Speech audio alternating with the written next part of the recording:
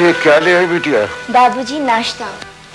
अरे इतना नाश्ता तुम्हारे बाबूजी तो 5 दिन में भी खत्म नहीं कर सकते।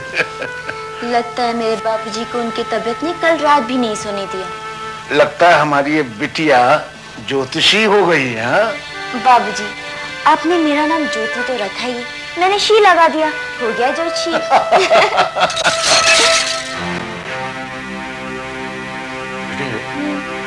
ये क्या टूटने की आवाज आई है? जाके देखो। ठीक है बाबूजी।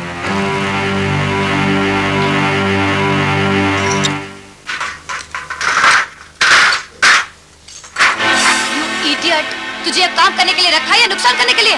मेम साहब ये मैंने जानबूझकर नहीं तोड़ा है। सवाल उड़ाता है मुझसे? ये नुकसान कौन करेगा? तेरा बाप? मेरी पगार में से काट लीजिएगा मेम साहब। पगार का डोज देता है मुझे? चल निकल यहाँ से। बड़ा है पगार की डोज देने वाला। इनका क्या हो रहा है? रिलैक्स। तुम ये क्यों भूल गई हो कि ये तो सिर्फ एक नौकर है। रोज रोज तुम्हारी लात बात तो ये सहेगा नहीं। और फिर क्या तुम ये भूल गई हो कि कितना ढूंढने के बाद ये हमें मिला था? अगर ये काम छोड़कर चला गया तो घर का काम कौन करेगा? क्यों?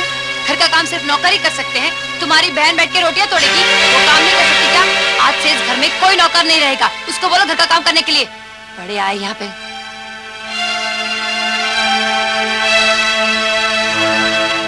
बेटे क्या बात है? क्या हुआ था वहाँ? बाबूजी आप सुनकर क्या करेंगे? इस घर में तो हर रोज किसी न किसी बात को लेकर चिल्लम-चिल्ली होती ही रहती। आप आराम कीजिए। आराम? आराम तो बेटे अब राम जी के घर ही जाके मिलेगा। कितने किस्मत वाले होते हैं वो लोग जिनका बुढ़ापा आराम से गुजरता है।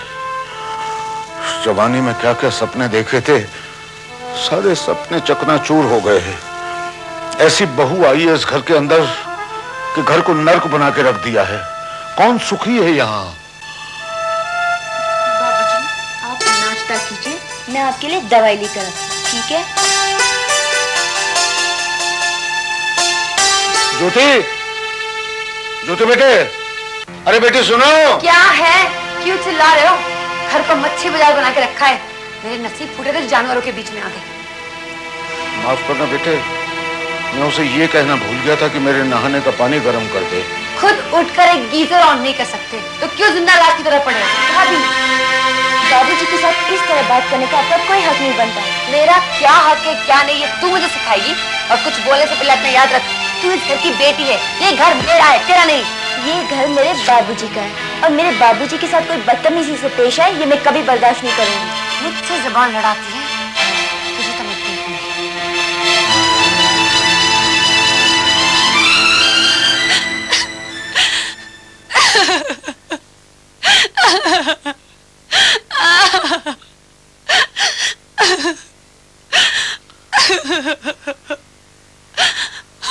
इनका रो क्यों रही हो? क्या हुआ? मुझे अकेला छोड़ दो। नाराज मुझसे? हाँ, बात क्या है? पंकज, मुझे मेरी माँ के घर पे छोड़ दो। मुझे नहीं रहना है। किसने क्या कहा? क्या कह दिया तुम्हें? बोलो क्या हुआ? मुझे अपनी बहन से क्या हुआ? क्या किया ज्योति? क्या किया? यह सब मेरी जान के दुश्मन बने, सब मेरे बारे में बुरा भला सोचते रहते। मुझे यहाँ नहीं रहना है। ज्योति, क्या बात है भैया? तुमने अपने भाभी से क्या कहा? भैया कोई बाबूजी के साथ बदतमीजी से पेश आए ये मैं बर्दाश्त नहीं करूंगी। देखो ज्योति, तुम अपने हद में रहो, यही तुम्हारे लिए बेहतर है। भैया ये बात आपको भाभी से कहनी चाहिए। बदतमीज, मुझसे जबान चलाती है।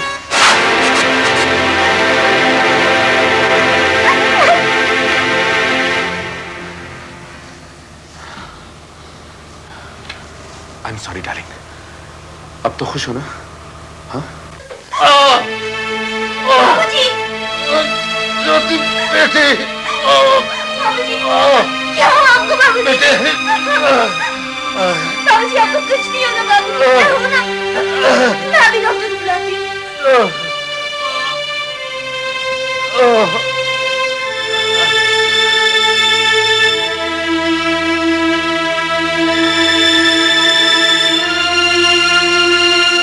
पापा अब आप बहुत जल्द ठीक हो जाओगे।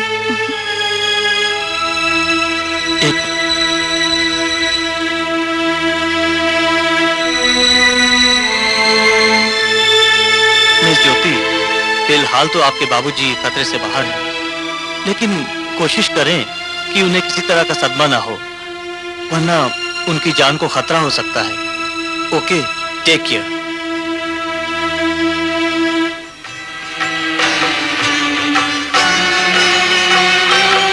भगवान हमारा साथी है, भगवान हमारा साथी है, हम उनके संग संग रहते हैं, वो अपने संग संग रहते हैं, जैसे दीपक में बाती है, भगवान हमारा साथी है।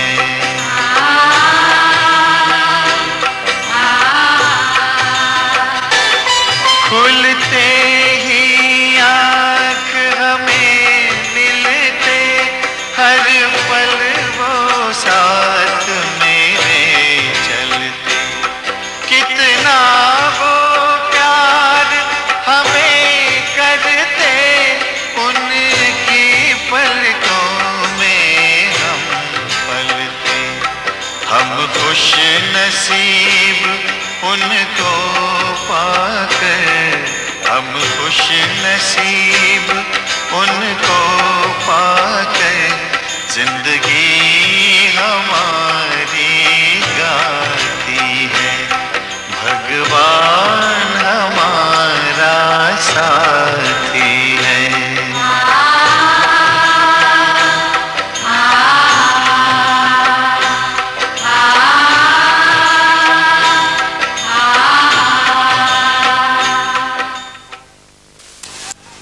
आज तो योग में आनंद आ गया।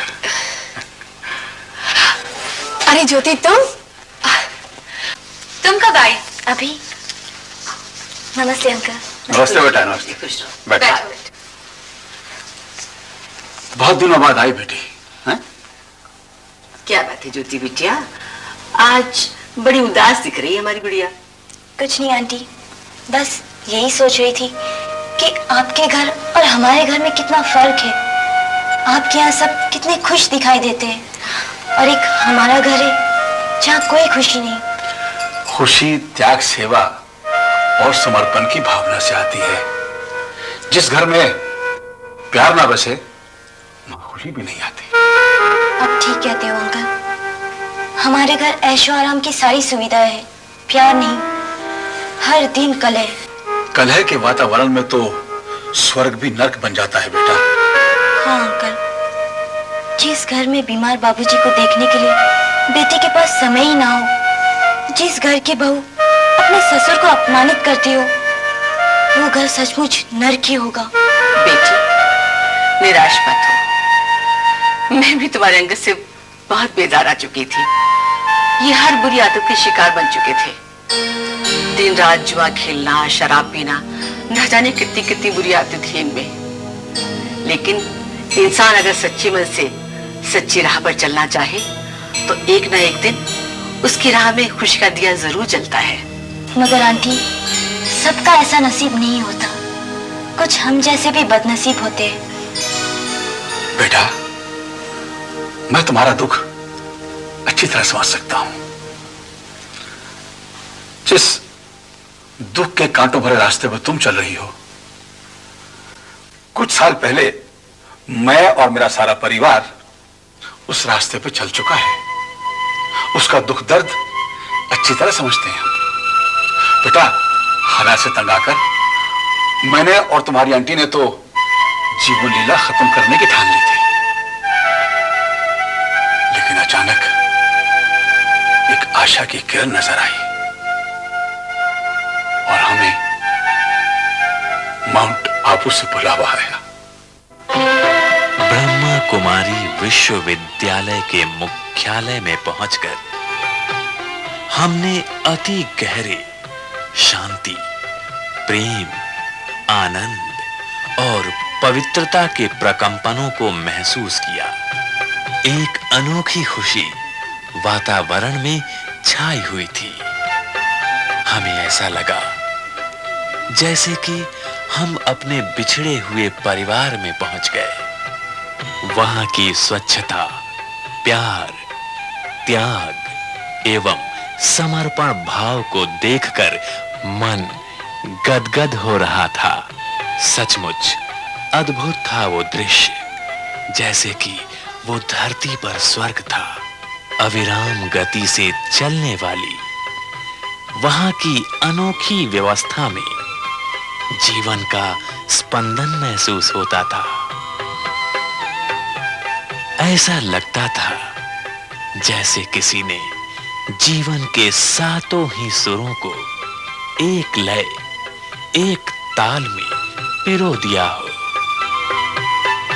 सारा ही परिसर देखने के पश्चात हमें यह महसूस हुआ कि इसके पीछे कार्य करने वाली निश्चित ही दिव्य अलौकिक शक्ति है, परमपिता परमात्मा शिव,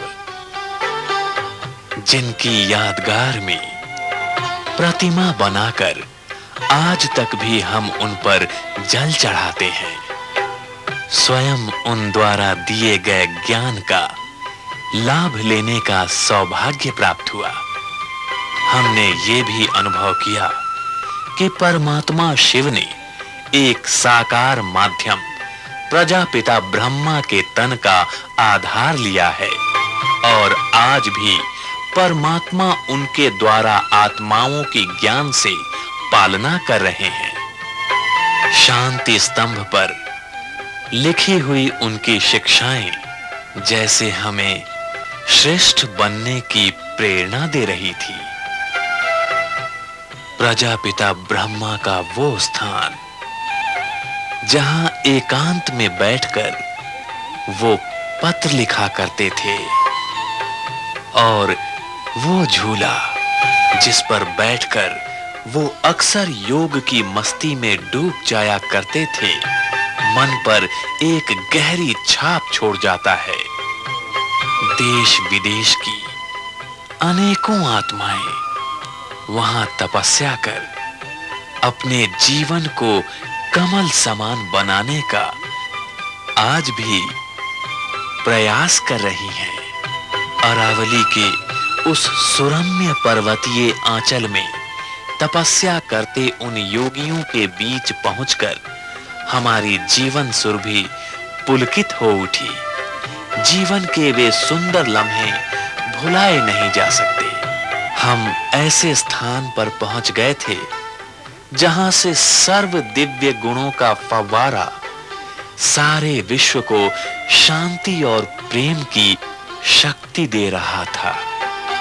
वहां की तपस्विनी बहनों के नैनों में रूहानी प्रेम तथा कांतिमय चेहरे की आभा की झलक अनेकों को प्रेरणा दे रही थी, जैसे स्वयं प्रेम के सागर भगवान का साक्षात्कार करा रही थी।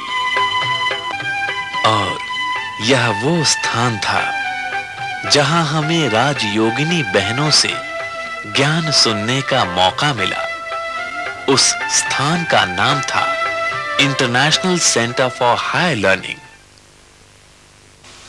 ओम शांति।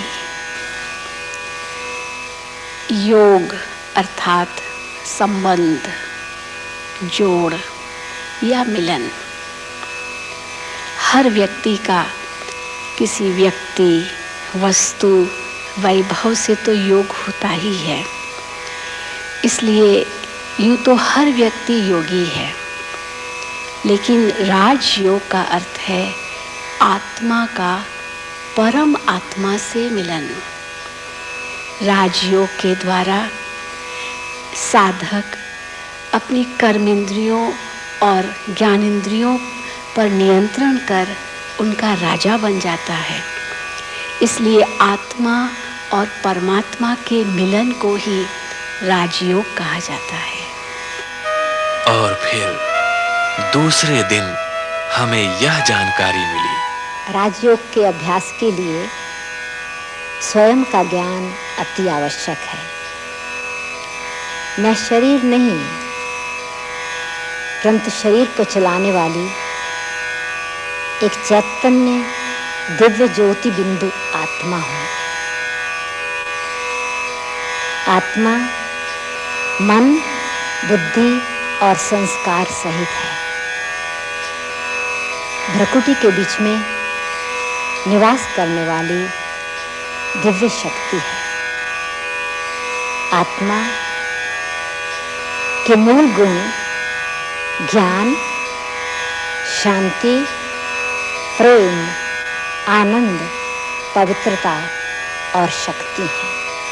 और फिर तीसरे दिन हमने यह अनुभव किया। ओम शांति। जिनसे हमें योग लगाना है उस परमात्मा का संपूर्ण परिचय अति आवश्यक है। हमारी ही तरह परमात्मा भी अणु से भी सूक्ष्म दिव्य ज्योतिर्बिंदु स्वरूप है। रूप में बिंदु और गुणों में सिंधु के समान परम पिता परमात्मा शिव शांति के सागर हैं, आनंद के सागर हैं, प्रेम और शक्ति के भी सागर हैं। परम पिता परमात्मा का हम सर्व आत्माओं के प्रति अब यही संदेश है कि यदि हम अपने को आत्मा समझ उन्हें याद करें तो अपने जीवन में सच्चा सुख एवं शांति की प्राप्ति कर सकते हैं तथा सर्व समस्याओं से मुक्त हो सकते हैं। और सबसे अविस्मरणीय घड़ियां तो वो थीं जब हम दादी जी को उनके निवास स्थान पर मिले। देखो कहाँ आए थे आप, अपने बाप के घर में। सच में दादी जी, मुझे भी ऐसा लग रहा है कि मैं अपने माता पिता के घर यानी पीहर में आ गई हूँ। कौन से माता पिता के पास आई हो? परमात्मा बाप के घर में। बाबा हमेशा कहते हैं बच्चे, बाप का घर सो बच्चों का घर। तो हमें यहाँ की स्वच्छता, आपका स्नेह और ये राजयोग की विधि बहुत अच्छी लगी, बहुत अच्छी लगी। जब मैं यहाँ आया था तो बहुत सी समस्याओं से, जटिल समस्याओं से दबा हुआ था। अब बिल्कुल मुक्त हो गया, एकदम मुक्त हो गया मैं। आपने तो कमाल का काम किया है। अपने सारी बोझ की गठरी बाप के ऊपर छोड़ दी और बाप ने पर्यटन में क्या दिया? हल्का बना दिया। हाँ जी। इतना खुशनुमा रहना, बेफिक्र बादशाह होकर के रहना, कभी फिक्र मत करना। फिक्र कौन करते हैं? फिक्र कौन करते हैं? जिनके पास भगवान से कुछ मिला हुआ नहीं है। भगवान ने आपको सुख, शांति, प्रेम इतना भर भर के दिया है। आप बड़े भाग्यवान हो। आपका प्रताप है माँ। हमें आज्ञा है, हम चलें। बाबा के घर से बच्चों का हक है। ये जब मेडिटेशन बैठो ना, ये और नाशार।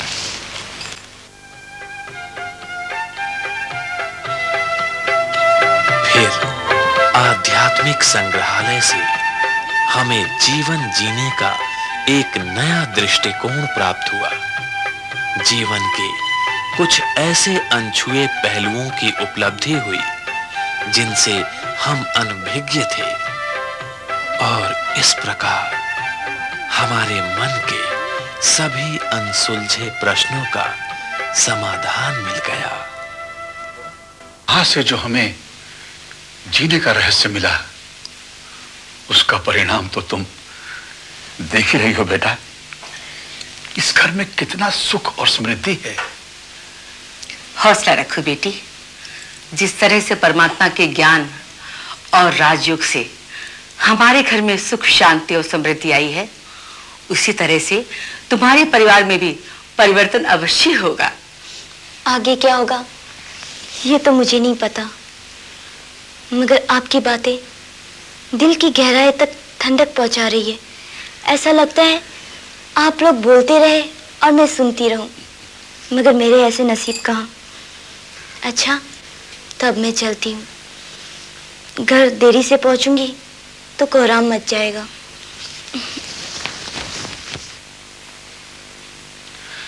बेटा 1 मिनट, प्रसाद लेकर जाओ। गीता बेटा, ज्योति को प्रसाद दो। इस प्रसाद के बहुत महत्व हैं बेटा। Good night. गुड नाइट नहीं बेटा, ओम शांति बोलो बेटा। ओम शांति। ओम शांति। ओम शांति का अर्थ जानती हो? ओम शांति का अर्थ है मैं आत्मा शांत स्वरूप हूं। अच्छा अंकल, ओम शांति। हाँ, ओम शांति बेटा, ओम शांति।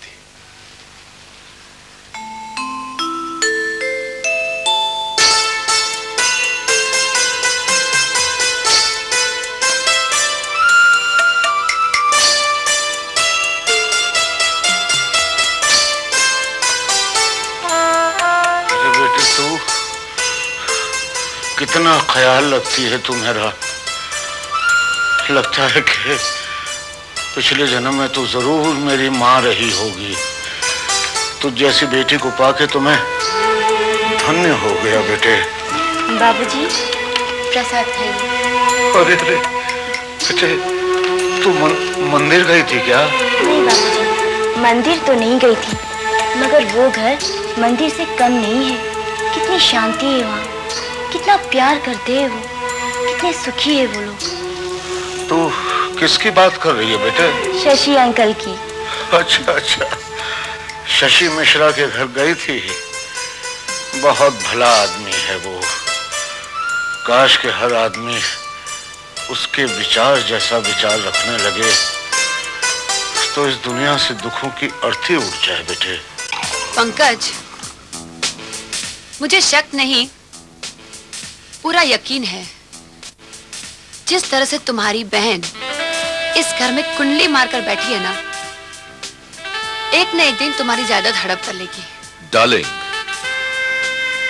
तुम भी ये अनाप शनाप सोच सोच कर बेकार में परेशान हो रही हो। आखिर बाप की प्रॉपर्टी बेटे को ही मिलेगी ना। और अगर तुम्हारे बाप ने तुम्हारी प्रॉपर्टी तुम्हारे लाडली बहन के नाम कर दी तो तुम क्या करोगे? अरे वो ज्योति के नाम कैसे कर सकते हैं स्वीट हार्ट? मैं क्या मर गया हूं? उनके लिए तो तुम मरे हुए के बराबर ही हो। जिस तरह से बाप बेटी का प्यार बढ़ता जा रहा है ना, वो जरूर तुम्हारे लिए तूफान खड़ा करेगा। इसलिए मेरी मानो और तुम्हारी बहन को यहाँ से रफा दफा करो। तुम क्या कह रही हो ये मेरे कुछ समझ में नहीं आ रहा डार्लिंग। मैं ये कह रही हूँ डार्लिंग कि तुम्हारी बहन की शादी किसी भी काणे लूले लंगड़े के साथ करके उसे घर से निकाल दो।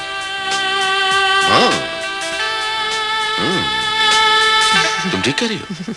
Good idea. बेटे, इंसान में सही शक्ति होनी चाहिए, सब ठीक हो जाएगा। बाबूजी, हाँ, मुझे आपसे कोई जरूरी बात करनी है। ज्योति, तुम बाहर जाओ।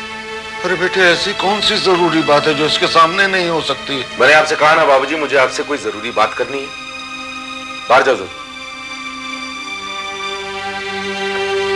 कहो बेटे। बाबूजी, मैं ज्योति की शादी के बारे में सोच रहा था। हाँ, ये तो बड़ी अच्छी बात है बेटे। तुम्हारी नजर में कोई अच्छा सा लड़का है? लड़कों की क्या कमी है? आप सिर्फ इजाजत दे दीजिए। बेटे देखो, मेरी इजाजत से पहले एक बार ज्योति से पूछ लो वो क्या चाहती है। अरे उसके चाहने ना चाहने से क्या होता है बाबूजी? आखिर उसकी शादी का फैसला तो हमें करना है। ये भी ठीक है, और तुम बेटे उसके बड़े भाई हो, जो करोगे अच्छा ही करोगे। ठीक है, तुम्हारी जो मर्जी है करो बेटे। आप आराम कीजिए।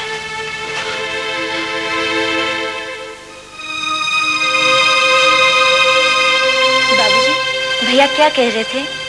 बेटे वो तेरी शादी की बात कर रहा था। बाबूजी, मैं आपको छोड़कर कहीं नहीं जाऊंगी। नहीं नहीं बेटे, ऐसा नहीं कहते। तेरी शादी तो मेरे लिए बहुत खुशी की बात होगी। जितनी जल्दी तेरी शादी हो उतनी जल्दी तुझे इस नर्क से छुटकारा मिलेगा। मुझे छुटकारा मिल जाए और आप नर्क में जलते रहे? अरे मेरा क्या है बेटे, मैं तो कुछ दिन का मेहमान हूँ, तेरे सामने तो पूरी जिंदगी पड़ी है।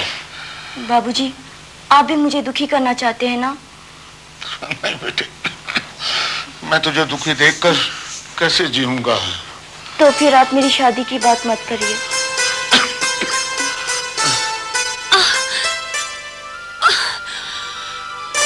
भाभी, भैया कह रहे थे कि आपकी तबीयत खराब है, क्या मैं आपकी मदद कर सकती हूँ? मैं इतने भी बीमार नहीं हूँ कि मुझे तुम्हारी मदद की जरूरत पड़े। क्रोध क्यों करती हो भाभी? क्रोध तो वो अग्नि है जो पानी से भरे मटके को सुखा देता है और जाते जाते पश्चाताप रूपी ताप देकर जाता है। ये अपना उपदेश अपने माँ बाप को सुनाओ, मुझे सुनाने की जरूरत नहीं है। भाभी, अभी आपका मन अशांत है, इसलिए मेरी बातें आपको बुरी लग रही है, लेकिन मन की शांति तो आत्मज्ञान से मिलती है, और जहाँ शांति होती है वहीं विश्वास का पेड़ खड़ा होता है। भाभी, आप हमेशा गुस्से होती रहती हो, कभी आत्मा की भी आवाज सुनने की कोशिश कीजिए, मन को बहुत सुकून मिलेगा। मुझे तो तब सुकून मिलेगा जब तू इस घर से जाएगी, लेकिन तू इतनी बेशर्म है कि अपने भाई का घर कभी नहीं छोड़ेगी। अब जा यहाँ से, मुझे तेरी बकबक नहीं सुननी है। जीवन एक यात्रा है, हर यात्रा का प्रारंभ और अंत होता है। जीवन रूपी यात्रा का प्रारंभ जन्म है और अंत मृत्यु है। मृत्यु एक न टलने वाली हकीकत है। मानव को अपनी मौत का डर और अन्य की मौत का दुख अक्सर कर सताता है। यदि हम ये समझ लें कि मृत्यु क्या है, तो मानव डर और दुख से मुक्त हो सकता है। हम एक आत्मा है, शरीर वस्त्र है। शरीर रूपी वस्त्र जब पुराना होता है, नया शरीर रूपी वस्त्र धारण करते हैं। आत्मा का ड्रेस और एड्रेस का बदलना, इसी को ही मृत्यु कहते हैं। इसीलिए किसी ने कहा है, जाता नहीं है कोई दुनिया से दूर चल के, मिलते सभी यहाँ पर कपड़े बदल बदल के। आत्मा कभी भी मरती नहीं है, तो अपने मन को दुखी करने के बजाय श्रेष्ठ संकल्पों के द्वारा जाने वाली आत्मा को शांति का दान दे सकते हैं, और यही तो हमारा कर्तव्य है।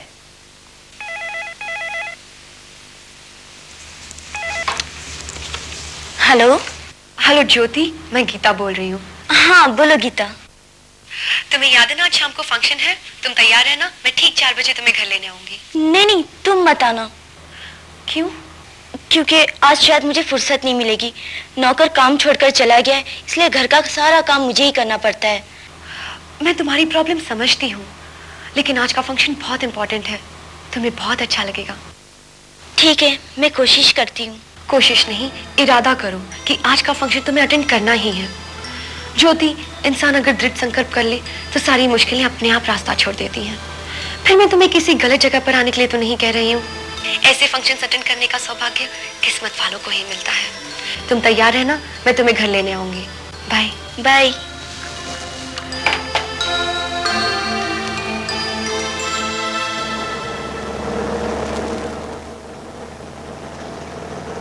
बहुत अच्छा हो ज्योति कि आज तुम आ गई। आज का फंक्शन बहुत इंपॉर्टेंट है। आज वहाँ पर दादी आने वाली है। अच्छा? हाँ।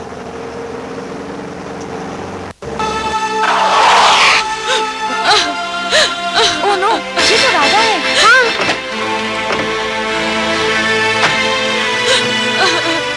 राधा, ये क्या पागलपन है? छोड़ दो मुझे, मैं मरना चाहती हूँ। अरे मगर तुम मरना क्यों चाहती हो? क्योंकि मैं इस नर्क की जिंदगी से तंग आ गई हूँ। मैं मरना चाहती हूँ। लेकिन आत्महत्या करना पाप है राधा। गीता, मैं टूट चुकी हूँ।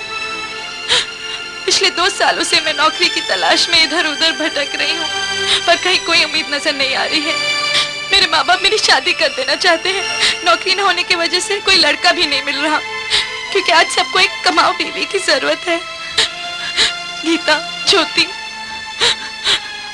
मैं भी इंसान हूँ, मेरी भी भावनाएं हैं। मैं कब तक ठोकरें खाती रहूंगी? मुझे मेरे बूढ़े माँ बाप का दुख नहीं देखा जाता, नहीं देखा जाता। मम्मी से क्या तुम्हें खुशी मिलेगी?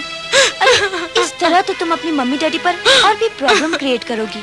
और तुम्हें क्या लगता है कि आत्महत्या करने से तुम्हारे दुख दूर हो जाएंगे? नहीं राधा।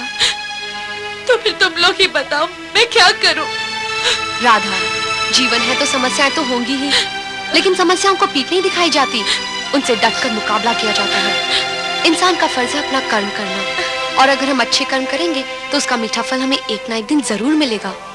तुम लोग कितनी अच्छी बातें कर लेती हो। काश मुझे पहले पता होता तो मैं मेरी प्रॉब्लम्स का डिस्कशन तुम लोगों के साथ कर लेती, तो आज ये नौबत ही नहीं आती। कोई बात नहीं राधा, अब मैं तुम्हें एक ऐसी जगह पर ले चलती हूँ जहाँ पर सालों से तपस्विनी राजयोगिनी बहनें स्वयं ज्ञानामृत का पान कराती हैं। कहाँ? इस दुनिया की मोह माया दुखों से दूर, एक ऐसे संसार में जहाँ दुख और हाहाकार के बजाय दिलों को सुकून पहुंचाने वाली शांति है, जहाँ नफरत नहीं प्यार है, जहाँ स्वाद का गंदा नाला नहीं सेवा और समर्पण की गंगा बहती है। प्रभु का ध्यान कीजिए।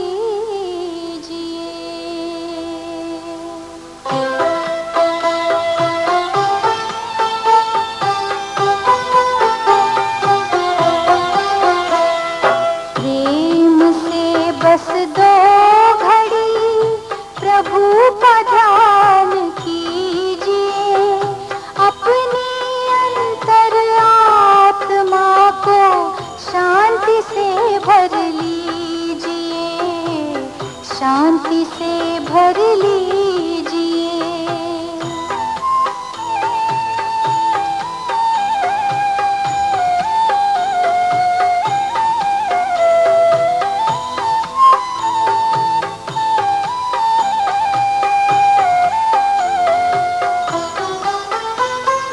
मानव जीवन में जैसे सत्कर्म का ज्ञान जरूरी है, हर कर्म से पहले प्यारे प्रभु का वैसे ध्यान जरूरी है। अपने दिल के दामन को आनंद से भर लीजिए, आनंद से भर लीजिए। प्रेम से बस दो घड़ी।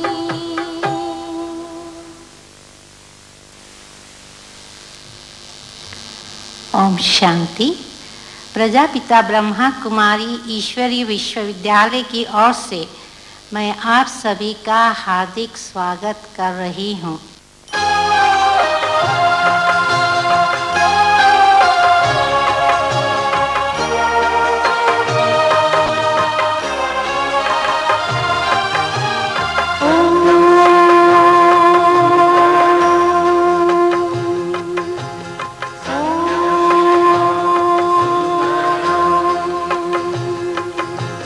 परम ज्योति से आत्म ज्योत जला दे। परम ज्योति से आत्म ज्योत जला दे। चलो शिव पिता से सभी को मिला दे, सभी को मिला दे।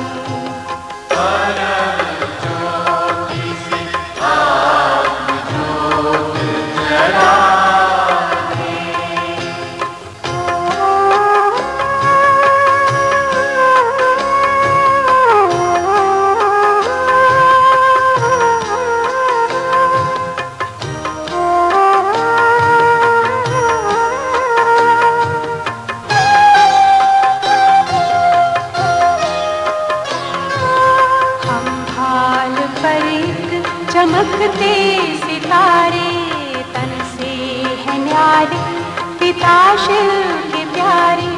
ये सुख शांति का द्वार मंगल दिखाते।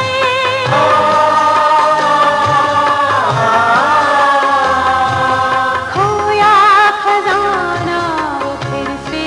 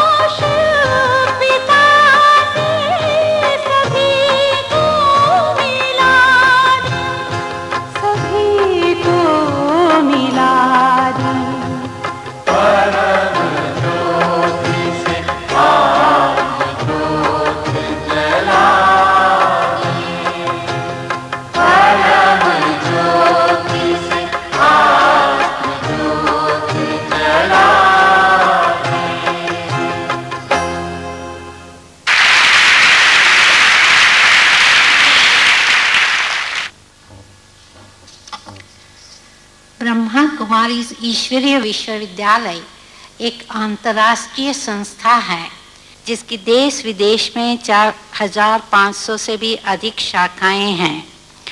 संयुक्त राष्ट्र संघ से संलग्न इस विद्यालय का मुख्यालय माउंट आबू राजस्थान में है। आज हमारा परम सौभाग्य है कि माउंट आबू से इस विश्वविद्यालय की मुख्य प्रशासिका आदरणीय दादी प्रकाश मणि जी हमारे यहाँ पधारी है। स्नेह, प्रेम और नम्रता की प्रतिमूर्ति, विश्व कल्याणी, राजयोगिनी, तपस्विनी आदरणीय दादी जी से मेरा नम्र निवेदन है कि आज के विषय पर अपने विचार प्रस्तुत करें। आदरणीय दादी जी। ओम शांति। ओम शांति। परम प्यारे परमात्मा पिता के सर्व प्रिय संतानों अथवा हमारे बहनों और भाइयों, आज के युग में आप सब जैसे देखते हैं कि मानव मात्र कितना न चाहे सामाजिक, चाहे व्यवहारिक, चाहे कई कारणों से चिंतित रहते, दुखी या शांत रहते। तो हम आपको उसके लिए एक सहज विधि कहो अथवा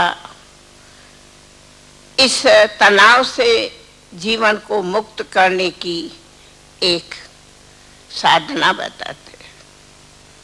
क्योंकि सबसे बड़ा जीवन में है मनुष्य की खुशी, शांति, लेकिन मनुष्य अपनी जीवन में कितना तनाव में रहता, मिसला। कोई इत्तेफाक किसी ने कोई प्रकार से आपका किसी सभा के बीच या कहाँ भी किसी के सामने अपमानित किया तो कितना मन में दुख होता कि अब तो मैं इसका बदला लेके ही छोड़ेंगे। बहुत उसके पीछे उनके मन की जो संकल्प है वो चलते, परंतु हमारे को ये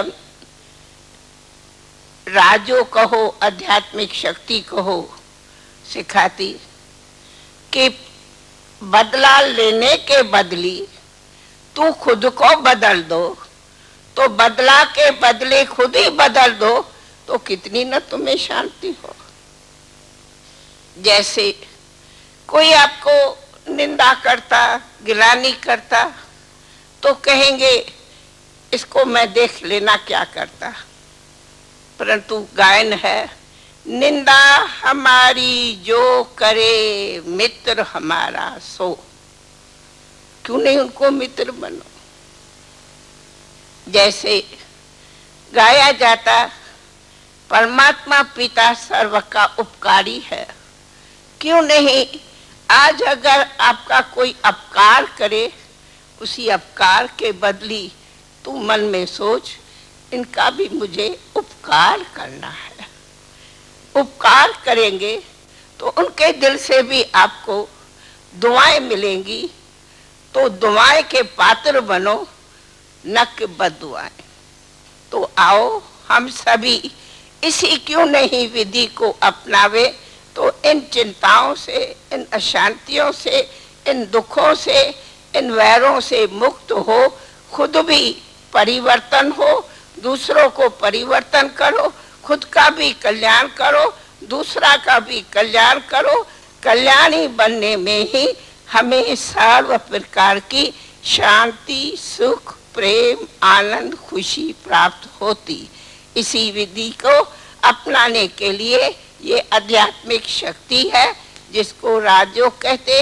इसी से आप सबका, समाज का, विश्व का भी कल्याण कर सकते और शांति ला सकते। इसके साथ आप सभी का धन्यवाद हो। ओम शांति, ओम शांति, ओम शांति।